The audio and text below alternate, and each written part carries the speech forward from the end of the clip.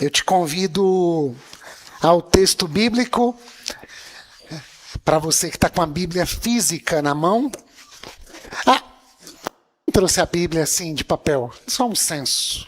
Meu Deus. 10, 12, 14, 17, 26 Bíblias. Pode acessar no seu aparelho. Ele é perigoso, porque às vezes a gente está lendo, Carlinha, nele, e aí os pop-ups vão chegando, e daqui a pouco a gente dá uma navegada, e a gente pode navegar em outros mares. Mas você vai acompanhar também no telão, porque quem está com a Bíblia física talvez vai encontrar o texto que eu vou ler só às 11h55 da manhã. Talvez você nunca leu esse texto da Bíblia. Livro de Esther. Eu era recém-casado com Tati e eu sonhava em ter muitos filhos. Tati acreditava que a gente teria só 3 meninos. E eu fui muito feliz durante um tempo com 2 meninos. Mas Deus sabia do meu coração e a vontade de ter uma menina. E uma vez eu preguei nesse texto e eu disse que se eu tivesse uma filha ia ser Esther. Então eu vou dedicar a Esther e Roger o sermão de hoje, porque eu não tive ainda a filha Esther. Maju nasceu, Tati já operou, milagres acontecem, eu creio. Não sei. Acho que há lugar na minha mesa ainda para uma Esther. Viu, Tati? A Tati não ouviu, mas está valendo, está gravado. Esther, capítulo 4, verso de número 13. Como título para o sermão, eu acho que é uma continuação do sermão da semana passada. Na semana passada eu afirmei, a minha vocação é despertar a sua. Eu acho que é uma continuação, mas eu daria um outro título para ficar mais bonito. Esperança em tempos de distopia. Depois a gente explica o que é distopia. Esperança em tempos de distopia. Diz assim a palavra de Deus. Mardoqueu enviou esta resposta a Esther. Não pense que por estar no palácio você escapará quando todos os outros judeus forem mortos. Se ficar calada num momento como este, alívio e livramento virão de outra parte para os judeus, mas você e seus parentes morrerão. Essa é a grande pergunta. Quem sabe não foi justamente para uma ocasião como esta que você chegou à posição de rainha? Você pode ler comigo essa pergunta? Quem sabe não foi...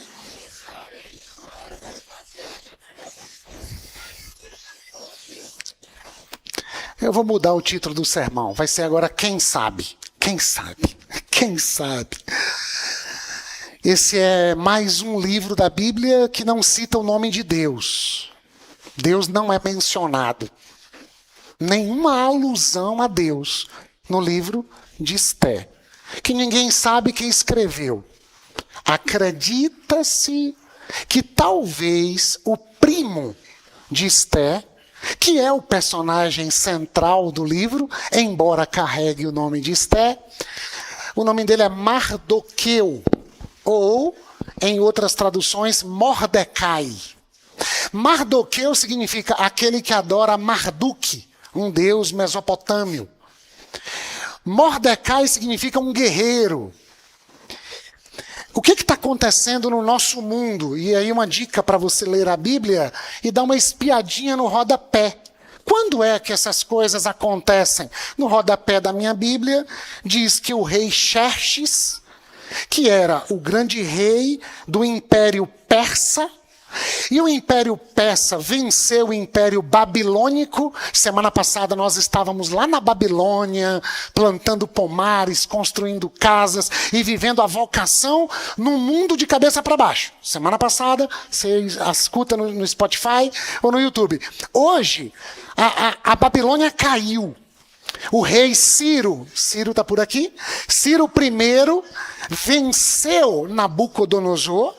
E agora a Babilônia não é o grande império do mundo, agora a Pérsia, e vocês estudaram lá nos livros de história, é o império Medo-Persa, que avança-se Mesopotâmia adentro e toma conta do mundo. E são mais de 176 províncias desse império, Lucelma.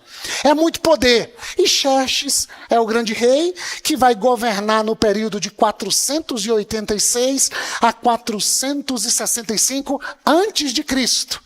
Estamos há quase 500 anos de Jesus chegar no nosso mundo. Nós estamos ainda sofrendo o impacto de Nabucodonosor ter tirado muitos judeus de Jerusalém e levado para a Babilônia, mas agora o rei Ciro vence a Babilônia e o pessoal que estava na Babilônia agora está debaixo do poderio do Império Persa, Vivi, nossa professora de história.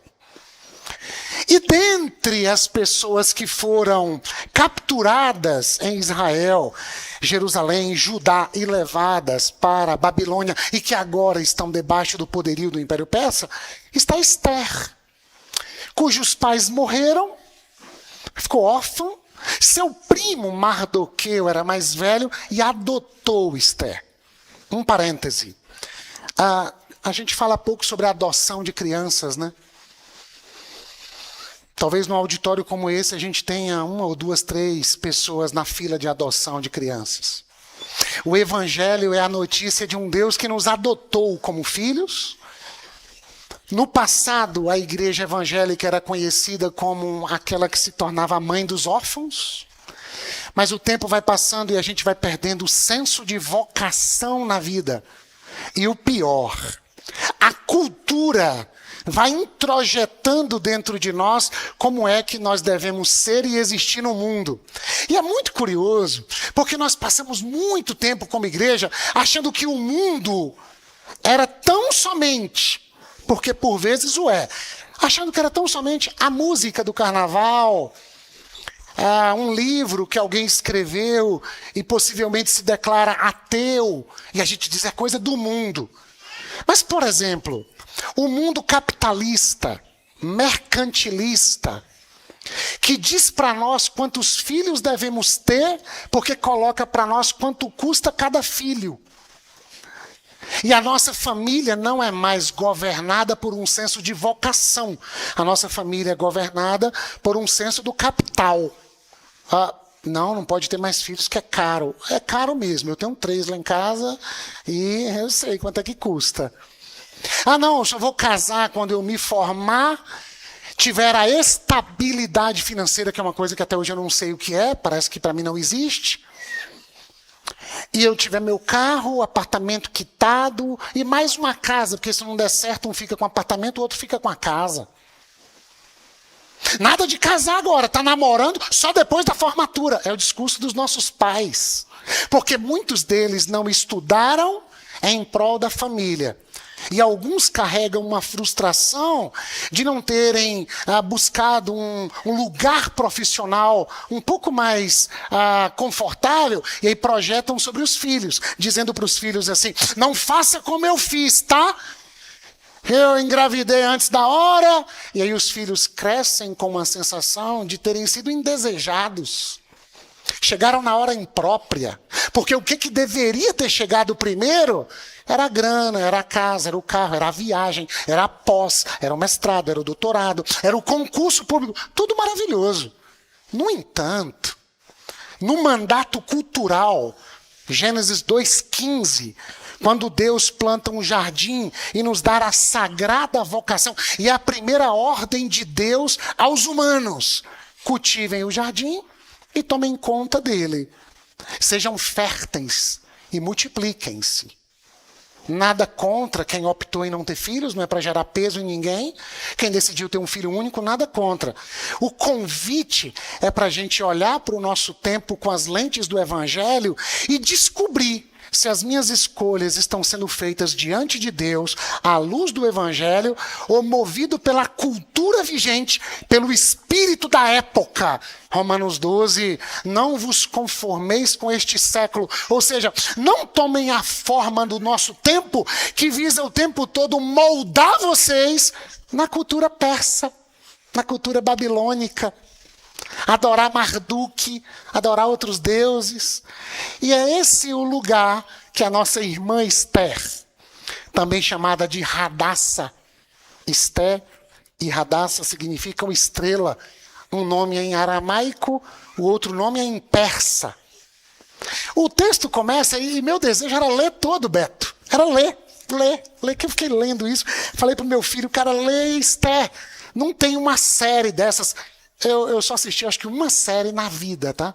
Então, às vezes eu estou no consultório e penso, você assistiu tal filme? Nunca. Eu não sou do filme. Eu não sei, minha cabeça não funciona com de filme. Mas ler esse negócio aqui, eu fico viajando. Eu falo, meu Deus, que criatividade é essa? Não apenas do autor ou da autora, mas criatividade é essa de Deus, que vai andando pela nossa história, vai entrando nos corredores da UPA, vai fazendo a gente encontrar aquela pessoa na hora certa, aquele telefonema, aquele WhatsApp que a gente, meu Deus do céu, isso aqui só pode ser Deus. E eu encontrei no texto de Esther, a gente falou muito tempo sobre Tove, sobre bondade, e nós acreditamos nas palavras do salmista Davi, certamente que bondade e fidelidade, em outras traduções, bondade e o amor do Senhor nos seguirão todos os dias da minha vida. No capítulo 2 tem um texto sobre bondade que eu vou fazer questão de ler. Capítulo 1, o rei Xerxes faz uma festa de mais de 180 dias, metade do ano, é quase uma Bahia aqui na Pérsia. Só começa depois do meio do ano, depois das festas juninas. E muita bebida, chamou todo mundo das mais de 170 províncias. E bebida e festa, e ele era casado com a rainha Vasti. E a rainha fez uma festinha no lugar dela lá, com as amigas, e ele está aqui. Até que ele teve uma ideia de dizer assim, não, agora a festa está terminando, e eu quero dar mais uns dias de festa somente para os líderes das províncias. E o texto diz que ele tomou umas 2, um pouco a mais, Kelly. E ele ficou meio tomado, e claro que eu quero usar minha criatividade, e assim, diz que tem um bar aqui em Conquista, espero que você nunca frequente, que diz que tem bebida assim pro rico. Não é a cachaça do rico. Diz que duas doses, Eugênio. O camarada começa a dizer, eu tenho 27 fazendas e Canelore. Uma vez eu viajei com Daniel Canidia e seu Patrick. Nós fomos a Eunápolis pregar. Pedro e Carinha estão por aí, viu, Dan? Eu vi de longe, você só vê Pedro. E o carro quebrou o ar-condicionado, e um calor desgramado. E eu acho que foi na volta, passando ali por dentro, aquela cidade ali, Dan. Potiraguá, Dan. Gente, soltaram os gados e esses boi, tudo pelo meio da pista. E a gente dirigindo e buzinando. Dona Vaca, seu boi, dá licença. Afinal de contas, a gente é crente, né? Dá licença, irmão. Pai do senhor, irmão, dá licencinha. Aí eles gravaram um vídeo. 2 danados. Assim, Cássio. Estamos aqui na fazenda do pastor Simvaldo, Arnelore aqui do pastorzão. Deus abençoe nosso pastor. Eu falei, vocês estão doidos? Pelo amor de Deus. Pelo amor de Deus. Não sei por que eu contei isso, mas eu sei que o rei estava bêbado. E bêbado ele disse, eu quero mostrar minha mulher para os líderes das províncias. E ele mandou um funcionário chamar a rainha Vasti, tipo assim, aquela coisa de um beijo. Olha o mulherão que eu casei, vocês estão vendo aí a rainha? É só minha, é só do rei. E aí Vasti disse, eu não vou não. O rei ficou decepcionado. Começou um burburinho, a partir de agora em todas as províncias do império, as mulheres não vão atender um pedido dos homens. Olha, nós estamos na Pérsia, tá? Porque senão daqui a pouco o marido sai daqui e diz assim, você viu que o pastor falou para você atender todos os meus pedidos, tá? Isso é coisa do cão, irmão. Isso aí é coisa da cultura, inclusive religiosa, deteriorada, usando Gênesis e usando Efésios 5 de maneira controversa. Para que a mulher seja subserviente ao homem. Isso não é o evangelho. Submissão é outra história, não tenho tempo de falar. Que vem de uma expressão hebraica, ezer, que significa a mulher é aquela que está ao lado do homem e o tira de uma condição de solidão que sem ela ele não sairia sozinho. Então, vamos arrumando a casa. Mas eu li a Bíblia e o rei puniu a mulher que não atendeu o pedido. Então, se eu chamar você para namorar comigo, se eu não vir, não vai ter. Percebe como a Bíblia pode ser um livro perigoso quando você não lê acompanhado por Jesus, guiado pelo Espírito de Deus? Mas vamos ao texto. Os líderes procuraram o rei e disseram: rei, é o seguinte, a coisa ficou séria, e ele disse: pois é, eu quero saber, na lei do Império Persa, o que um homem faz quando a esposa age como a minha mulher fez? Não, aqui não tem muita coisa, mas o senhor pode editar um decreto.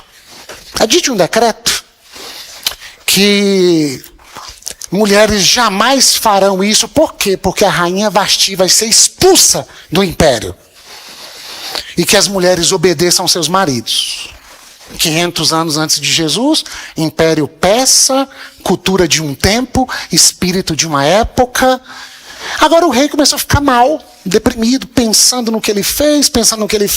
Os seus funcionários falaram: cara, o senhor não está legal.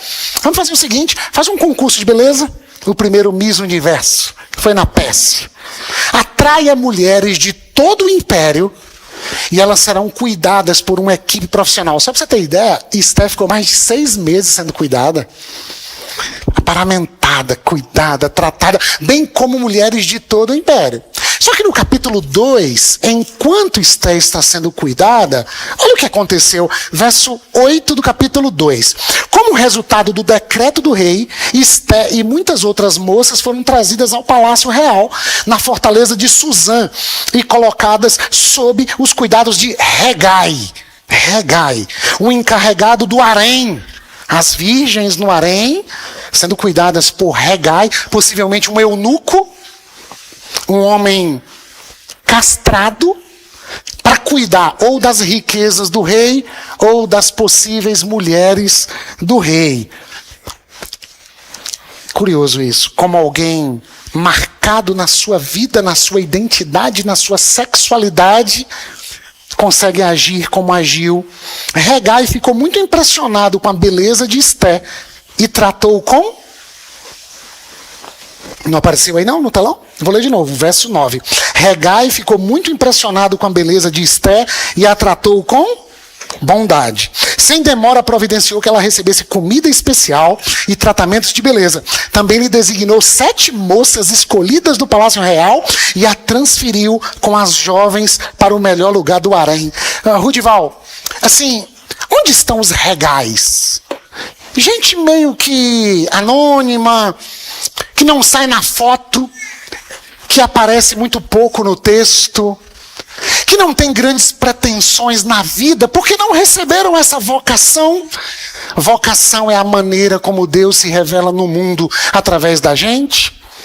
Vocação costuma emprestar sentido para a vida. A Fernanda Torres recebe a notícia enquanto caminha em Portugal, enquanto na companhia de Selton Mello e Walter Salles divulgam o filme Ainda Estou Aqui na Europa. E ela recebe a notícia de 3 indicações para o Oscar. Melhor filme estrangeiro e melhor atriz. E ela volta para casa, pega o telefone e liga para Fernanda Montenegro, sua mamãe, que outro dia estava entre aquelas que concorriam ao Oscar como melhor atriz. E a repórter perguntou: como foi a conversa com a sua mãe? Ela disse o quê? Aí a Fernanda Torres falou: não, nessas horas a gente não sabe muito o que dizer. Ela disse para mim assim: quando a gente tem uma vocação na vida, minha filha, isso é uma coisa inarredável. Não dá para voltar atrás. E a mesma Fernanda Montenegro já havia dito. Eu estou me contendo hoje, vocês estão percebendo, porque eu estou amarrada aqui assim, que semana passada eu preguei e o pessoal perguntou: você não está tomando seu remédio? Então, eu estou tentando, vamos ver se vai até lá. Me ajuda em oração. E aí, a Fernanda Montenegro disse: quem descobre a sua vocação na vida, já resolveu metade dos problemas. Hegai, qual é a sua vocação? Ser o eunuco do rei persa? Não, aí talvez seja a minha profissão mesmo. A minha vocação é descobrir que pode haver uma Esther entre nós. A minha vocação é viabilizar a vocação de alguém que vai salvar os judeus de um primeiro possível holocausto antes de Hitler.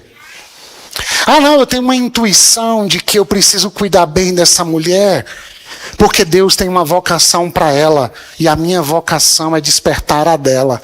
Porque se ela ficar silente, e foi o texto que nós lemos, quem sabe, Esther, não foi para um momento como este que você chegou à posição de rainha, Esther. Só que antes de ser rainha, é uma candidata do Miss Universo, do Miss Persa.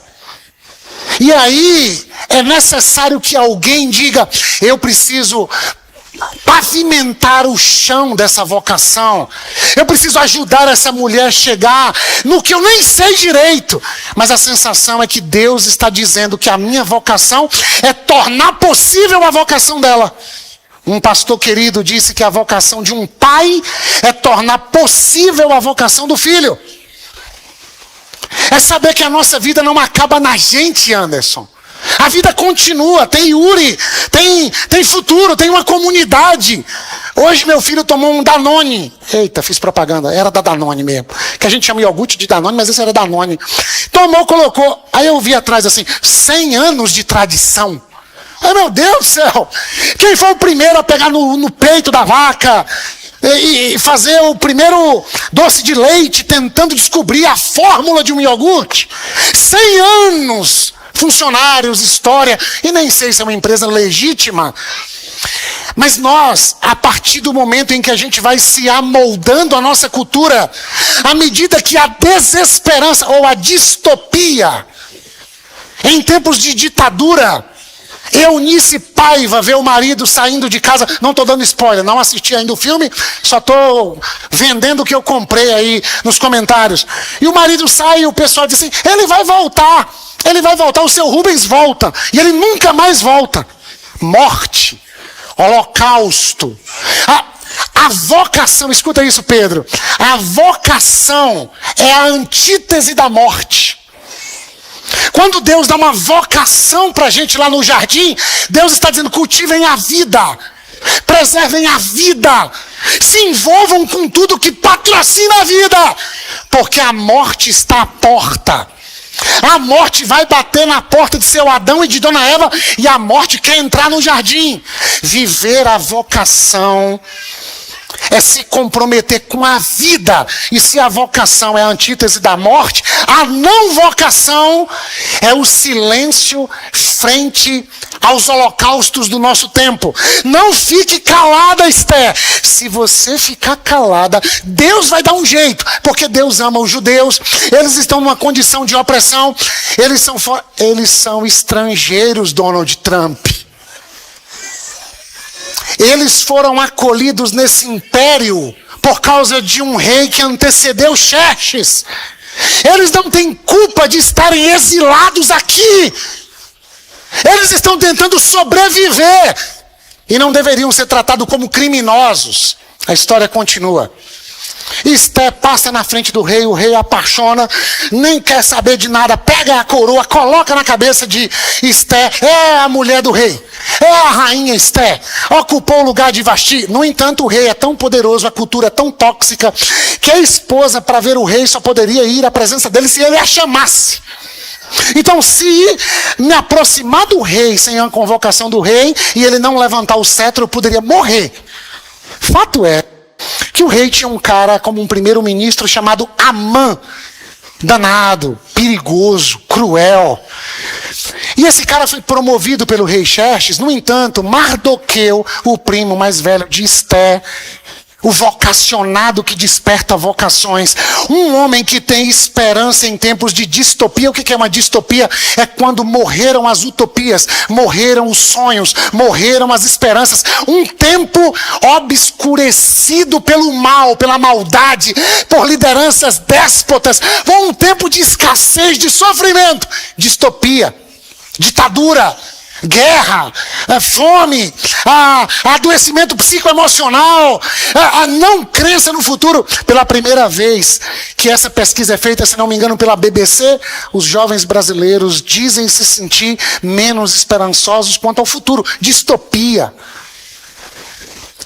Como é que o rei coloca um cara desse para ser o seu primeiro-ministro? Como é que a gente está na Pérsia? Como é que a gente está no outro mundo? Nós já fomos escravos de Nabucodonosor, agora escravos do rei Xerxes, e ainda bota esse cara aqui, pelo amor de Deus! Ao ponto de Mardoqueu não prestar reverências a Amã. Todo o povo de todas as províncias, quando Amã chegava, todo mundo se prostrava, Mardoqueu ficava de pé. E aí a notícia chegou para Amã, tem um Mardoqueu aí que é judeu, ele não se prostra diante do Senhor, ele não acredita no seu poder, ele é um rebelde. E Amã disse, ele é judeu? Eu vou matá-lo, mas eu vou matar todas as pessoas da nacionalidade dele. É um embrião de Hitler. Eu vou destruir todo mundo. E ele monta o plano, e ele estabelece o dia 7 de março, a gente vai matar todo mundo. Eu vou mandar decreto para todas as províncias, onde tiver um judeu a gente mata. E agora que eu sou o cara do rei, eu vou lá falar com o rei. E ele fala com o rei autoriza, entrega o anel para ele, diz, faz o decreto, manda para toda a província, toca o barco, se é para fazer, se é o melhor para o império. É porque esse pessoal é desobediente. Esse pessoal aí segue um tal de Mardoqueu ou Mordecai. Esse cara é o problema. E o rei falou, então toca o barco. Mardoqueu é o primo mais velho de Esther. Escuta a notícia. Rasga a roupa, Joabe. Se põe num pano de saco e cinza. Em lamento diante de Deus. O meu povo está sendo destruído. E curioso, se a gente olhasse para os escândalos da igreja evangélica no Brasil e tivéssemos a postura de Mardoqueu, entrar no quarto, fechar a porta, chorar e dizer, nem parece, é o meu povo. Os conquistenses estão fazendo, a Bahia, o Brasil, meu povo.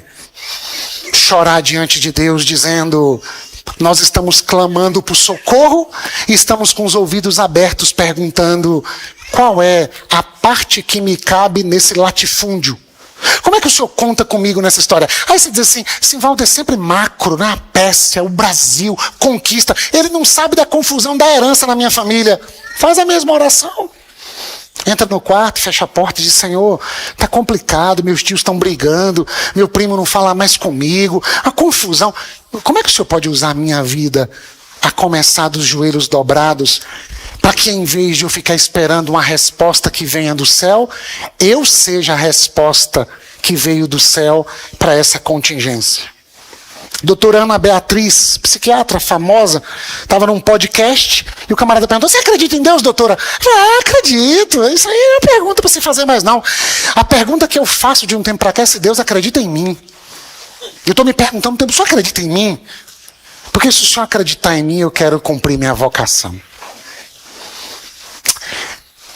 O que é interessante é que vocação ultrapassa os limites do culto, do clero, do domingo, do templo. Vocação é na vida, minha irmã. É aquele sabão, Wilson. É aquela máquina. É aquela experiência. É aquela fórmula que, bem empregada e bem feita, leva saneamento, limpeza para as casas. E crianças agora que morriam no passado de cólera, morriam de bactérias, viroses, infecções. Agora tem um produto que impede a morte, porque alguém assumiu uma vocação pró-vida. Como é que o Senhor quer me usar na vida, Senhor? Na vida. Tem um ministro aí, tem um presidente, tem uma confusão, tem meu avô, tem meu tio, tem meu pai, minha mãe, tem esse divórcio aí, tem esse trem que eu convivo aqui na minha alma, uma sensação de que não sou amado, tem um monte de coisa aqui dentro e aqui fora, tem morte aqui beirando, mas tem uma vocação dizendo, cuida do jardim, cultiva a vida, luta, ora, chora, clama. Quando alguém clama por socorro, Deus responde chamando alguém. Você ouviu, Mardoqueu? Eu ouvi, mas eu sozinho não dou conta. E eu estou mal, e eu estou triste. Aí Esther fica sabendo dentro do palácio, porque ela não tinha convívio com Mardoqueu, mas Mardoqueu estava sempre à espreita do palácio para cuidar da sua sobrinha prima. Esther manda perguntar o que houve, ele conta o que houve. Esther disse, e agora? O que a gente faz? Aí Mardoqueu manda essa carta para ela. O plano é o seguinte, vai matar todo mundo, e se você ficar caladinha, Deus vai mandar socorro, porque Deus está em missão. O grande desafio da vocação não é fazer o que só Deus faz, é participar do que Deus está fazendo na história. Deus está fazendo, Amanda, ponto. Se ninguém for dar carona, vai dar, o Uber chega, o táxi chega. Se ninguém conversar com a minha tia, para ela perdoar meu tio, alguém vai falar, ainda que seja o anjo, o Espírito de Deus, o sonho, o filme, Eunice Paiva, sei lá.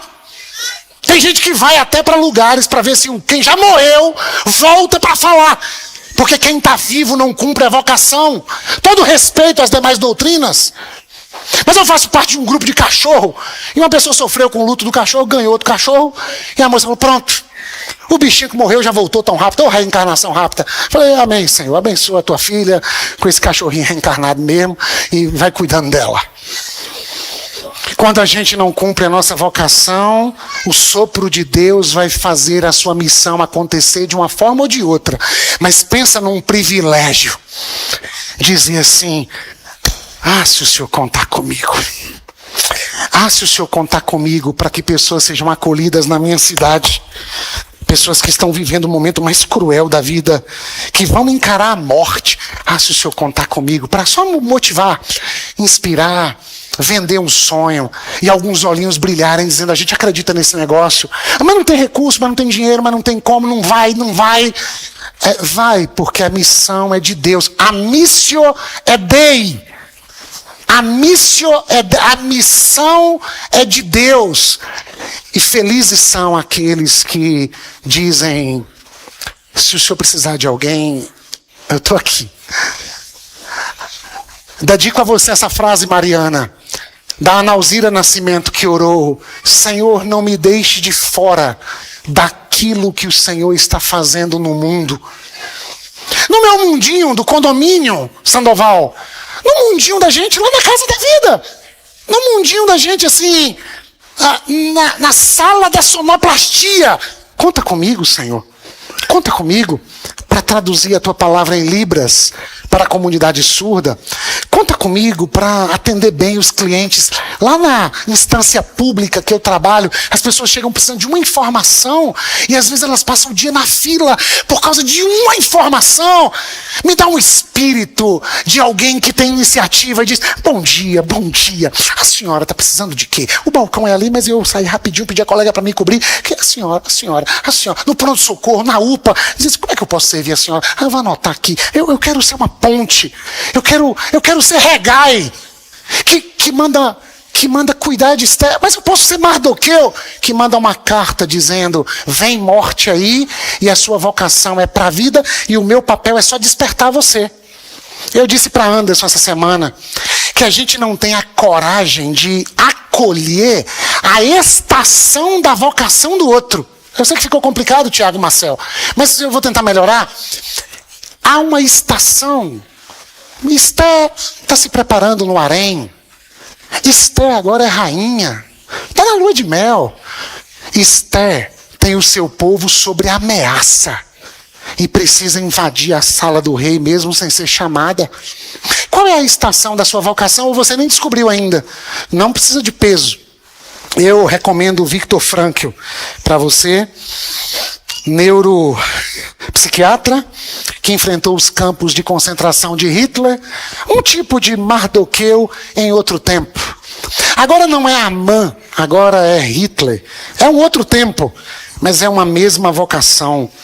Todos têm uma vocação ou missão de vida específica. Aos homens não basta saber que existem, mas para que existem. Senso de propósito empresta significado para a existência. Se você não sabe qual é a sua missão na vida, já tem uma. Encontrá-la. Em tempos de distopia, de falta de esperança, cabe a nós não ter estabilidade financeira. Cabe a nós não deixar a utopia, o sonho, a vocação se arrefecer. Eu tenho um chamado. jamais vou me calar. Eu tenho um chamado, o evangelho a anunciar, ainda que seja na padaria fazendo aquele pão gostoso, que na casa de Amarildo e Eugênia vai ser partido, e quando o pão é repartido, Jesus é reconhecido, e alguém vai dizer: meu Deus, lembrar de Jesus, lembrar da ceia já é maravilhoso, mas que pão gostoso. Abençoa esse padeiro, meu Pai, abençoa a família desse padeiro com um pão gostoso desse. Aí tem que discutir com o pessoal do não glúten para saber como é que glorifica a Deus pelo pão se tiver glúten, mas isso é uma outra história, cada um com a sua vocação. Toda vez que nós somos desafiados, Israel, a nossa tendência é justificar a nossa covardia a partir das nossas circunstâncias. Então é assim: não posso falar com o rei, se eu falar eu morro. Nós temos uma tendência tão grande à autossobrevivência, ainda que todo mundo morra. Bonito pensar que nós adoramos Jesus, mas precisamos tanto que a nossa vida, como Hugo orou, se assemelhe à vida de Jesus. Jesus está sendo preso, vai ser morto. E naquela confusão, Pedro corta a orelha de Malco. Que bonito pensar que a vocação é uma antítese à morte e a vocação é o patrocínio à vida. Jesus, totalmente abalado, diz: peraí, gente. Pega a orelha de Malco. Claro que eu imaginar. A gente já fez isso, mas eu sei que é feio. Tirar a poeira, que colar tudo cheio de terra vai dar infecção. Limpa a orelha de Malco e cola a orelha de Malco de novo. Deus te abençoe, Malco. Deixa eu ser preso agora e morrer. Eu ouvi um pastor daqui de Conquista falando: tem que sacrificar. E quando no ambiente evangélico usar a palavra sacrificar, vai pedir dinheiro para você. A minha pergunta é: Esté está disposta a correr o risco, inclusive da própria vida, em nome de muitas vidas? A gastar um tempinho a mais da semana para fazer uma reunião no Google Meet, para perguntar como é que a gente pode estimular os irmãos da igreja a virem para o treinamento infantil? Faltou a salinha, a gente diz: puxa, minha criança falou que não quer ir mais na igreja, que não tinha salinha. Aí tem um pessoal se esmerando, lutando para dizer: nós vamos viabilizar a vida com Jesus dessas crianças. Cadê Mardoqueu? Cadê Regai? Cadê aquele pessoal que anonimamente, como aconteceu essa semana? Pastor Silas me manda uma mensagem dizendo: me liga com uma certa urgência. Eu falei: ai, vontade de não ligar. Segunda-feira de folga, com certa urgência, está amarrado em nome de Jesus. Pastor Silas de férias, me liga. Eu falei: é pepino que eu vou ter que resolver só.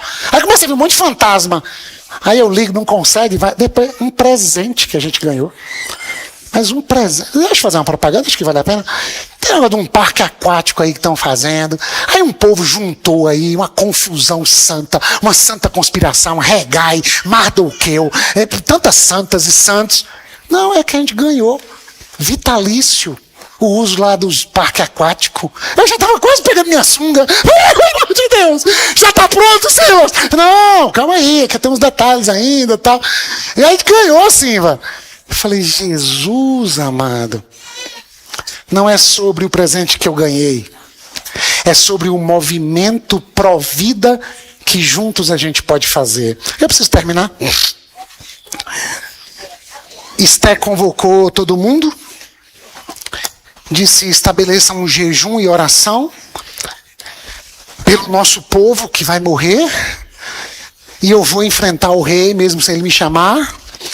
E eu aprendi com um amigo que está aqui. Ele disse: nós precisamos aprender a usar o poder que Deus nos deu. É interessante, porque, Igor, a gente costuma na igreja só falar das nossas mazelas. Ah, eu sou uma miserável, Senhor, a tua filha, esse vaso rachado, quebrada, vazando. Ah, tua filha não serve mais para nada.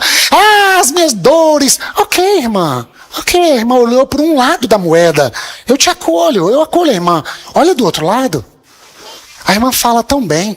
Pena que usa a boa fala para falar coisa ruim. A irmã tem uma postura, uma presença. A irmã tem um ciclo de amizades. A irmã mora num lugar tão privilegiado. A irmã tem uma aposentadoria tão jóia, irmã. A irmã tem um marido que eu soube que ama tanto a irmã. Não, é verdade, eu não posso falar dessas coisas. Poxa, a irmã tem filhos tão preciosos. Por que a irmã não olha para a potência que Deus deu e aprende a descobrir que o poder de Deus se aperfeiçoa na fraqueza e que a graça de Deus nos basta e ainda que tenhamos espinhos na carne, Ele nos deu uma vocação. Esther, peraí, eu sou a mulher do rei, o cara nem olhou para as outras, botou a coroa na minha cabeça. Meu primo que cuidou de mim na minha orfandade agora me desafiou.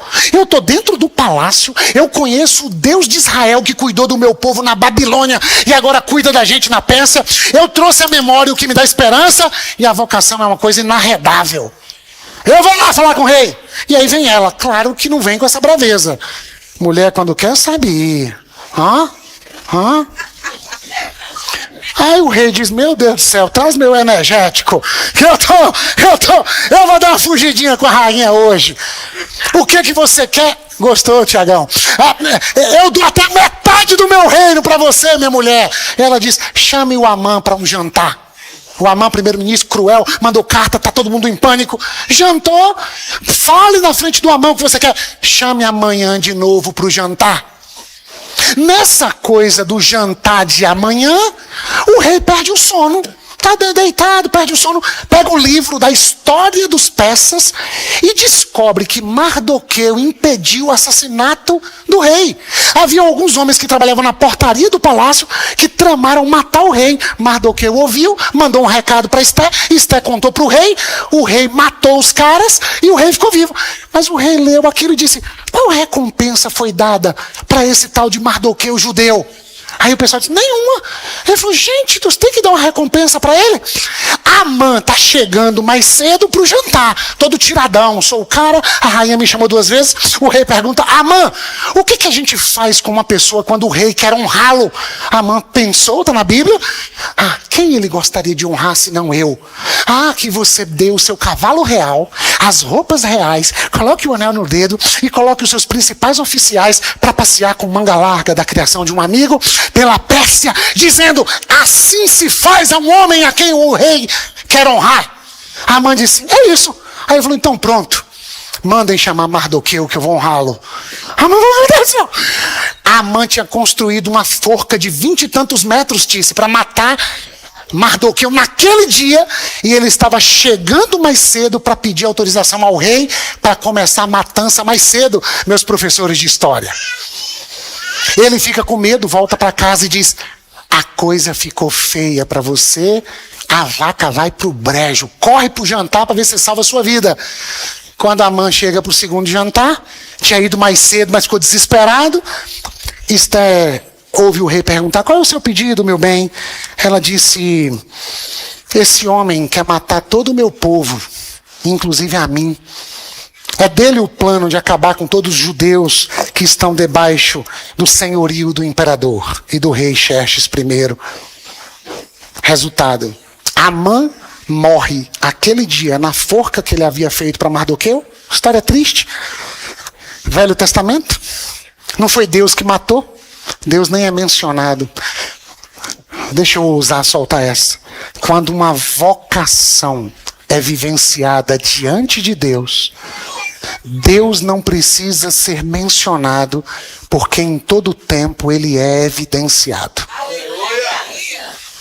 Kleber viu Deus na face de Beta o tempo todo. E que bom que Beta também fala logo de Deus, entrega logo tudo. Mas se Beta não falasse nada, você está diante de uma experiência de Deus, meu irmão. Começou-se uma festa entre os judeus. O dia 7 de março, que era um dia para todo mundo chorar, se tornou a festa do Purim. E o pessoal festejava com muita alegria, muita festa, muita comida. E a ordem era, não se esqueçam de dar presentes aos pobres.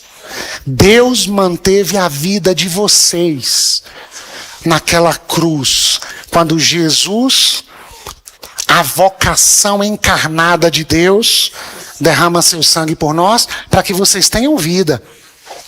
Agora façam festa, celebrem, vivam em comunhão, plantem pomares e comam do fruto. Namorem, se casem e tenham filhos e frutos. Ah, mas a gente está na peça, está na Babilônia, está em Vitória da Conquista. O sangue de Jesus poupou a vida de vocês. Agora, não se esqueçam de, enquanto celebram, e Rosa Márcia me mandou esse verso há um tempo atrás, deem presentes aos pobres.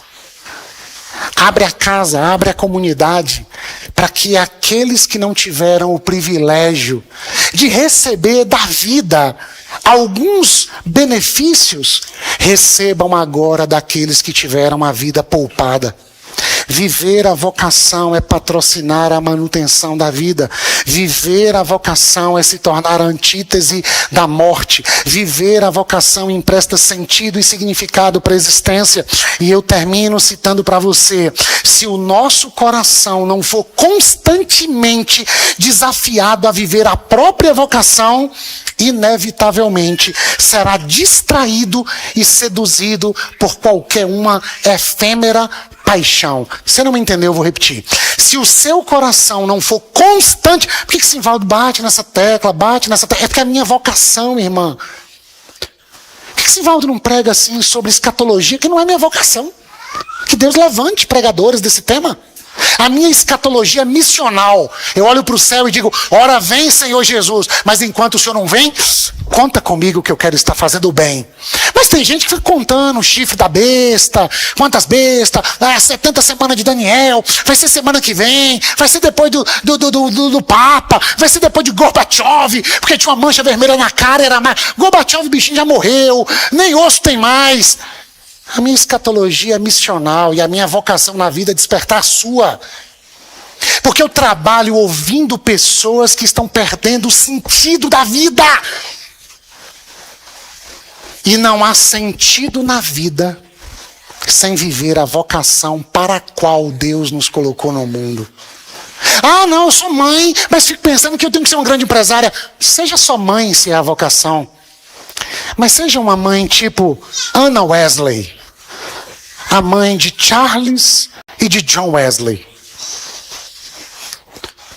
Um avivamento na história. E era uma mãe que patrocinava, pavimentava o chão da vocação. Que experiência é essa de Deus que vocês têm? Você anda viagens no lombo de um cavalo, com uma vela no selim do cavalo para ler a Bíblia. De onde você viu isso, John Wesley? A minha mãe. A mão que balança o berço é a mão que sustenta a vida no mundo. Obrigado, Senhor, por Esther. Mas hoje, obrigado, Senhor, por Hegai. Obrigado, Senhor, por Mordecai. E um verso para a gente ir para casa.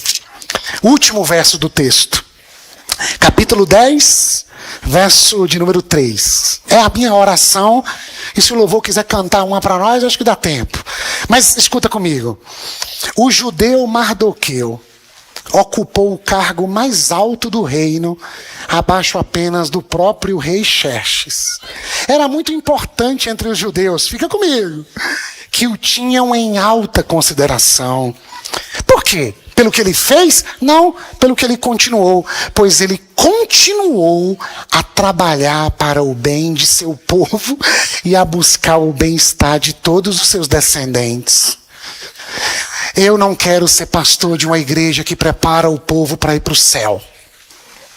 Eu quero ser pastor de uma comunidade que viu o céu brotar dentro de si e diz agora: venha o teu reino, seja feita a tua vontade.